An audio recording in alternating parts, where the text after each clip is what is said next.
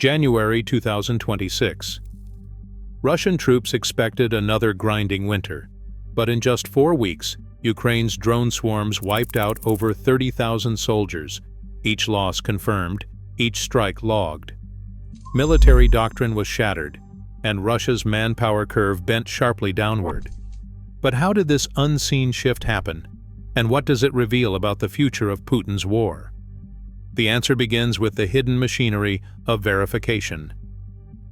Every claim of a Russian loss in January 2026 began with a digital footprint, a video, a timestamp, a location. The verification team's task was to transform raw footage into reliable evidence. Each drone strike upload entered the Delta system, where analysts first checked for embedded timestamps and GPS coordinates. Only footage with clear, uninterrupted metadata could move forward. Geolocation specialists then compared terrain features in the video against satellite images from providers like Maxar and Planet Labs, matching tree lines, roads, and buildings to confirm the exact strike site. If the footage passed this step, it earned the highest badge, confirmed.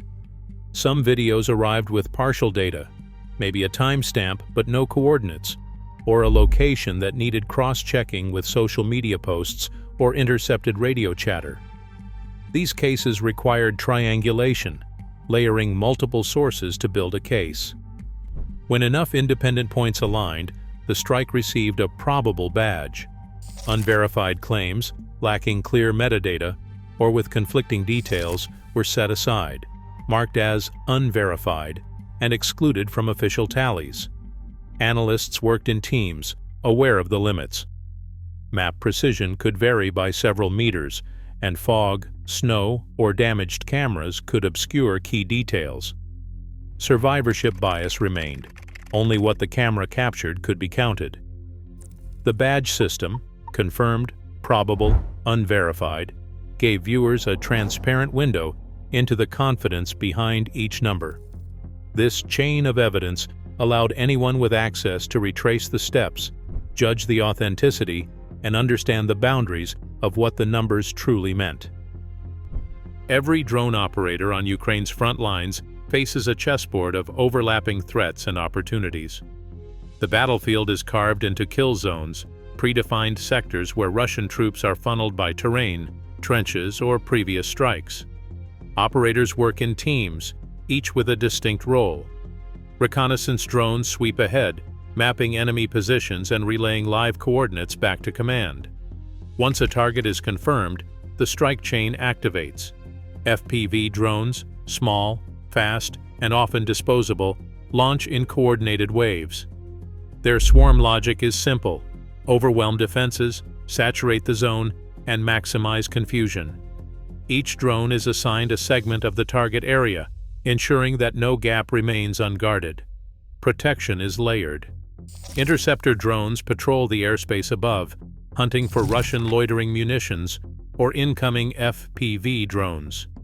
Their job is to collide with or disable enemy drones before they can threaten Ukrainian positions or the strike team itself. On the ground, robots are deployed to clear mines, recover equipment, or scout hazardous routes, taking on missions that would have cost lives in the past. This system creates a rhythm. Recon finds, strike swarms saturate, interceptors shield, and robots clean up. The kill zone isn't just a matter of firepower, it is a matter of timing and sequencing. Operators must judge when to unleash a full swarm, when to hold back, and how to adapt as Russian forces shift their tactics. Each layer is designed to amplify damage, reduce Ukrainian risk, and keep the tempo high, leaving Russian units with fewer safe havens and less time to regroup. January's battlefield map lights up with a series of pinpointed strikes, each one anchored by digital proof. On January 10th, Delta analysts logged a cluster of drone hits near Verbov, Zaporizhzhia. The metadata tells the story. Coordinates match a Russian staging area, time-stamped just after dawn. Within minutes, footage shows a convoy breaking apart under a wave of FPV drones, each vehicle targeted in sequence. On January 17th, outside Avdiivka, Ukrainian teams intercept radio chatter about an imminent assault. Recon drone feeds stream live into command, pinpointing Russian infantry massing behind a berm. The strike order goes out, FPV swarms sweep in, the footage capturing the chaos as defensive lines buckle. Geolocation teams confirm the site by matching a distinctive crossroads and a burned-out fuel truck visible from orbit. By January 22nd, near Krokmalny, Kharkiv region, another signature emerges. The Delta log shows a coordinated attack on a trench network. Operators guide drones through narrow gaps, bypassing decoys to hit dugouts at close range. Satellite imagery from Maxar, cross-referenced the same day, reveals fresh craters and abandoned equipment, lining up with the strike footage. Each of these cases bears the hallmarks of elite Ukrainian planning: multi-layered reconnaissance, synchronized swarm launches, and rapid confirmation loops. The evidence is not just in the numbers, but in the methodical way each target is selected, struck, and verified. These incidents form the backbone of January's operational tempo, showing how technology and coordination turn raw production into battlefield impact. Inside Ukraine's industrial parks, the pace is relentless. Assembly lines run day and night, aiming for a monthly output of 500,000 drones, an unprecedented scale for a country at war. The target is not just about numbers. Each drone requires imported microchips, batteries, and cameras, sourced through a web of suppliers stretching from Poland to Southeast Asia. Shipping manifests track crates of components crossing the border by truck and rail, often under military escort. Once inside Ukraine, parts are funneled to regional hubs, where technicians assemble, test, and ship finished units straight to the front. This network relies on speed and redundancy. If one route is blocked or a supplier falters, alternate corridors keep the flow going. In January, logistics teams documented over 7,000 incoming shipments, each one logged, scanned, and assigned to a production batch. Factory managers coordinate with military planners to match output with battlefield demand, adjusting for losses and shifting tactics. Some plants specialize in FPV frames, others in guidance systems or warheads, each contributing to the monthly total. The system's strength lies in its adaptability. When Russian strikes targeted a drone plant near Lviv, production shifted east within days to avoid disruption. By month-end, drone deliveries kept pace with frontline requests, sustaining the tempo of strikes and ensuring that operators never ran short. This industrial backbone turns procurement into battlefield power, translating raw materials and foreign components into the relentless pressure seen on January's front lines. January's figures stand out in stark relief. Delta-verified losses for Russian personnel surpassed 30,000 in a single month. Each strike was anchored by video evidence, geolocation, and a timestamp. This number lands just below Russia's estimated monthly recruitment rate of 35,000 to 40,000 troops, pressing the two lines of loss and replenishment closer than at any point since the invasion began. The arithmetic is sobering. Every day, hundreds of Russian soldiers were removed from the fight, with the official count reflecting only those confirmed on camera. Analysts caution that the real toll may be higher, as unfilmed or obscured casualties are excluded.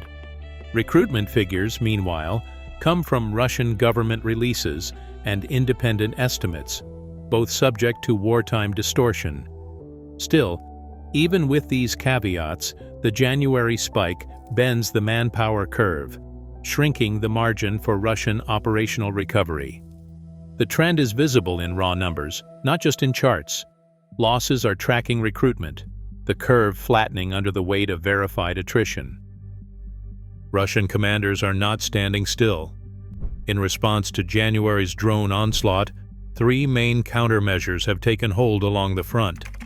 First, electronic warfare units now blanket key sectors with jamming signals, scrambling FPV controls, and forcing Ukrainian operators to adapt or risk losing entire swarms.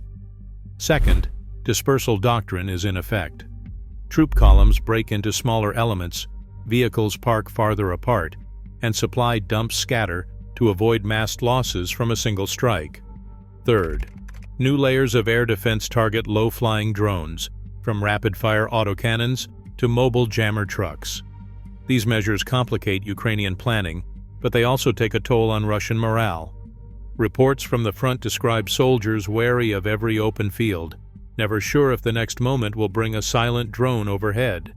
The human cost of adaptation is real. One verified account from January details an autonomous ground robot rolling into a mined trench to retrieve a wounded Ukrainian soldier. The robot's cameras streamed the rescue live to medics who guided it through the debris. In past years, that mission would have required volunteers willing to risk their lives.